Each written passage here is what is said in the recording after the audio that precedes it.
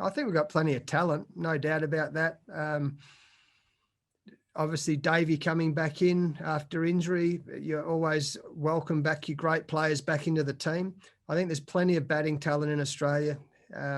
It's all about opportunities. You can only fit 6 batsmen in at one time.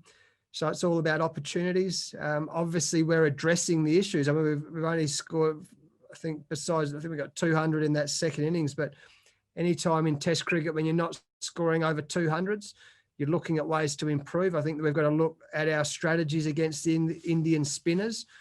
Ashwin's bowling very well. We've worked hard on that the last week or so.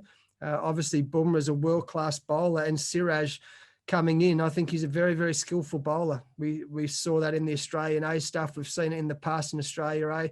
I thought he bowled very well for his first Test match, his debut. So we're interested to see who comes in as probably their third quick. Time will tell. None of us have seen the wicket yet. India probably saw it this morning. We'll see it in an hour or so. But you know, it's game on. It's a good, tough Test series, as you'd expect, between Australia and India. Yeah, look, it's a good question. I think India, their greatest strength over the last couple of series has been their discipline. They've been so well disciplined. And I think also, if you look at the last 2 Test matches, they've been reasonably low scoring games.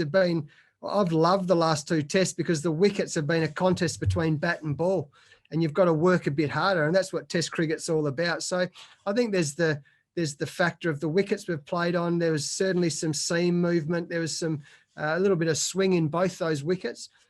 India have taken a straighter line to a couple of our batters and set the fields accordingly.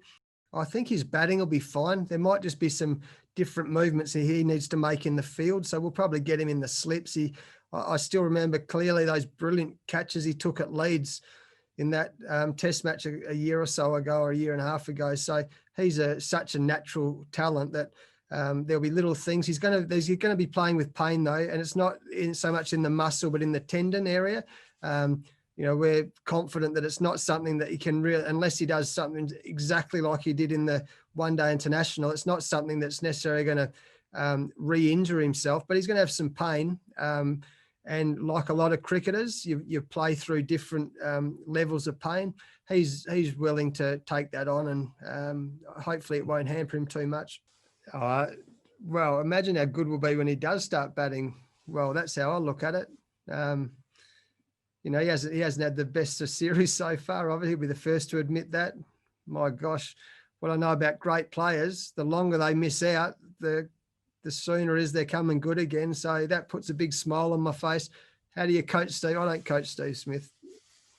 Steve Smith coaches himself, and I'm sure he's going to work it out. He is a great player, and I can't wait to watch him bat this Test match and the next Test match, and hopefully for as long as I'm coach.